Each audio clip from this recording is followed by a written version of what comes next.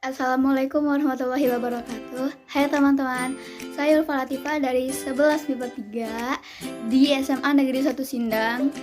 Saya telah merangsi buku yang berjudul Matahari, bukunya. Dan saya akan menceritakan kembali tentang apa yang telah saya resensi. Selamat menonton. Oke teman-teman, jadi saya mau bercerita sedikit tentang penulis dari buku Matahari ini. Oh ya, sebelumnya kalian tahu nggak? Matahari ini dari serial Bumi loh. Buku yang pertama itu Bumi, kemudian Bulan, dan yang ketiga Matahari.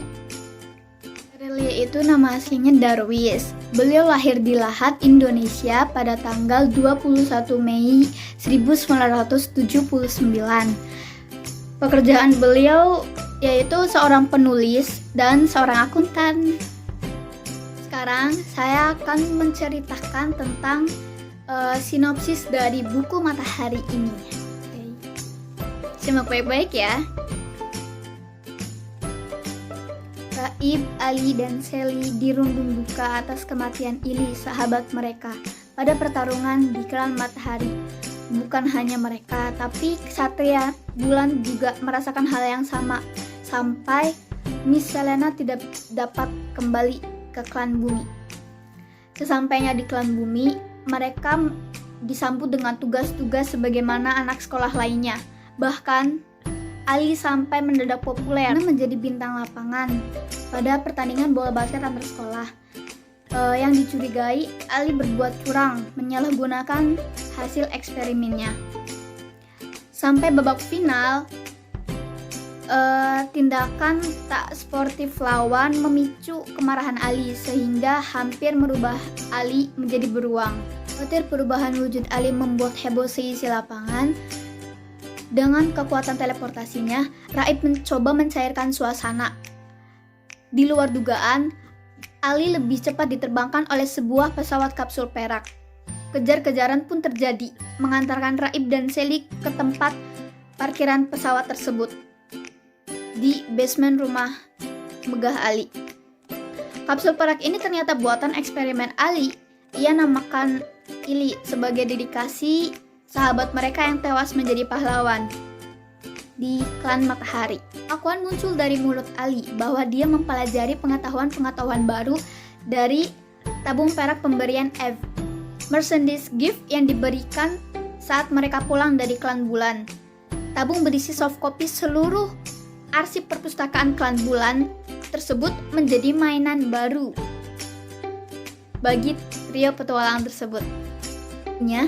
Ali mempelajari teknologi dari Klan Bulan dan Klan Matahari, bahkan ia menemukan letak Klan Bintang. Antusiasme Ali tertodong untuk melakukan perjalanan ke Klan Bintang, yang jelas tidak disepakati oleh kedua temannya itu. Apabila meminta Raib untuk menggunakan buku kehidupan miliknya agar bisa ke sana, jelas bagi Raib ini ide yang gila, yang akan merusak amanat dari Miss Selena untuk tidak mengutak-atiknya. Raib pun mendapatkan pengakuan dari kedua orang tuanya bahwa dia yang sejak bayi menunjukkan keanehan. Diadopsi karena takdir menghubungkan mereka jadi sebuah keluarga yang sangat hangat. Kini orang tua Raib mengetahui tujuan liburan anaknya selama ini, ternyata mengunjungi dunia paralel. Termasuk kali ini petualangan menuju Klan Bintang. Dengan Ili Volume 2, pesawat kapsul yang telah dimutakhirkan, 3 sahabat petualang ini menuju ke gua di tepi danau, yang menurut Pindayan Ili Volume 2 menjadi lokasi mulut lorong kuno. Setelah berhasil mengalahkan ular penjaga mulut gua, tekad mereka terus diuji oleh bahaya-bahaya lainnya yang terdapat di lorong-lorong misterius tersebut. Serangan ratusan ular bawah tanah dan kelelawar raksasa di padang kristal menambah menarik perjalanan panjang mereka. Di padang kristal ini, mereka terciduk oleh penjaga lembah berseragam hitam. Meringkuk kepanasan dalam tubuh Ili, mereka digiring hingga sampai ke lembah hijau.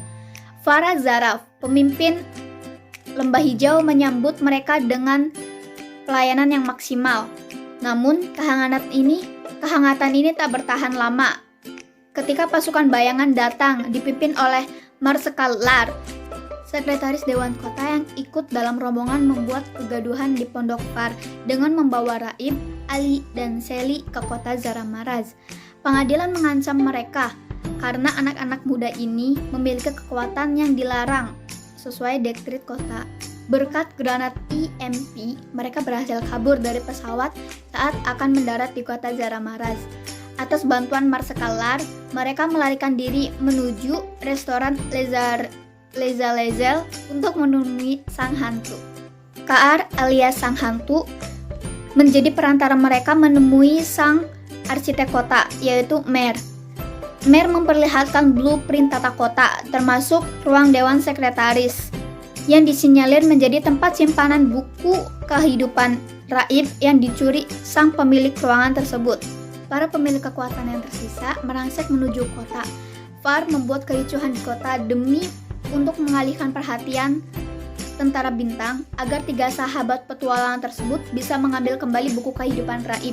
Sayangnya, di detik terakhir mereka tertangkap hingga terjadi perlawanan sengit sampai memaksa Ali berubah menjadi beruang yang memiliki kekuatan petir milik Seli dan teleportasi milik Raib. Kekuatan tak sebanding menyudutkan mereka hingga dijebloskan ke penjara atau ke ruang isolasi yang menakutkan. Berkat motivasi Ali, Raib menemukan kekuatan yang mampu membebaskan mereka, bahkan melawan balik sekretaris Dewan Kota yang ternyata memiliki konspirasi untuk menghancurkan klan permukaan. Intrik demi kepentingan politik, Far menangani secara khusus sekretaris Dewan Kota. Perpisahan pun terjadi ketika buku kehidupan terbuka menjadi tujuan 3 sahabat petualangan menuju para pemilik kekuatan di klan permukaan. Misi mereka berlanjut untuk mencari bantuan menghadapi armada tempur klan bintang. Petualangan Raib, Ali, dan Seli berakhir di klan bintang. Selanjutnya, perang dunia paralel ada di depan mata. Dari sinopsis yang sudah saya ceritakan tadi, dapat kita simpulkan dan dapat kita ketahui amanah yang terdapat dalam cerita tersebut, yaitu yang pertama, kekompakan dalam suatu tim sangat diperlukan. Yang kedua, jangan mencemaskan hal yang belum terjadi. Yang ketiga, hidup ini adalah petualangan. Semua orang memiliki petualangan yang berbeda-beda. Jadilah seorang petualang yang melakukan hal yang terbaik. Yang keempat, kita selalu bisa mengubah jalan cerita dengan ketulusan.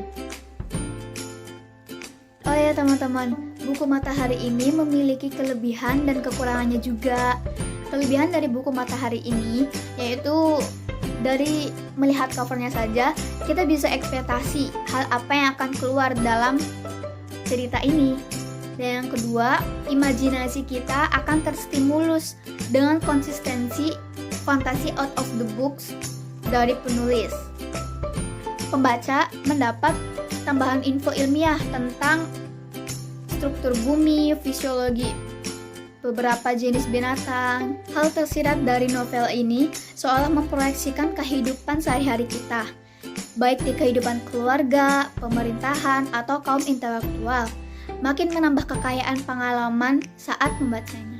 Kekurangan dari buku Matahari ini yaitu sudut pandang orang pertama yang digunakan mewakili tokoh Raib, tetapi elaborasi penceritaannya dikejutkan dengan lebih memunculkan Ali. Yang kedua, judul besar ini yaitu Matahari. Tetapi latar penceritaannya lebih dominan menceritakan klan bintang. Dua hal mengesankan kontradiksi antara judul dan latar. Yang ketiga, beberapa ada kesalahan ketik yang cukup mengganggu, seperti aku tersenyum TPIS. Tidak ada I-nya. Pada halaman 79. Kita lihat ya. Ini. Stabil.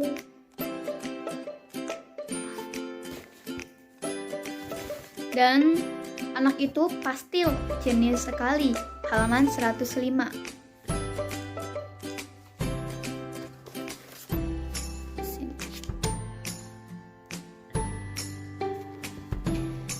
Kemudian seandainya pun gagal, aku akan terus berusaha lagi, dan lagi. Halaman 363. Seandainya, harusnya seandainya. Kemudian, getaran itu melewati tubuhku, dan Ali begitu saja. Halaman 367. Harusnya tubuhku. Halaman 367. Oke teman-teman, terlepas dari kelebihan dan kekurangan dari buku ini sangat layak untuk kalian baca. Dari yang mulai remaja, anak-anak, bahkan sampai orang sudah dewasa, ini masih bisa buat dijadiin pengisi waktu luang gitu. Oh ya, saya saranin kalian baca buku dari yang pertama dulu, yaitu Bumi, Bulan, kemudian Matahari, biar kalian gak bingung saat baca dan menemukan poin-poin yang ada di buku-buku yang sebelumnya. Inspirasi dan kekuatan amanat di dalam buku ini menjadi hal yang paling utama bisa kita jabarkan dalam kehidupan. Di samping tentu saja menjadi kekayaan intelektual dan imajinasi penulis mampu melatih kepekaan rasa apresiasi kita terhadap karya sastra. Oke teman-teman, segitu dulu video dari saya. Saya minta maaf jika ada kesalahan kata-kata atau hal yang lainnya.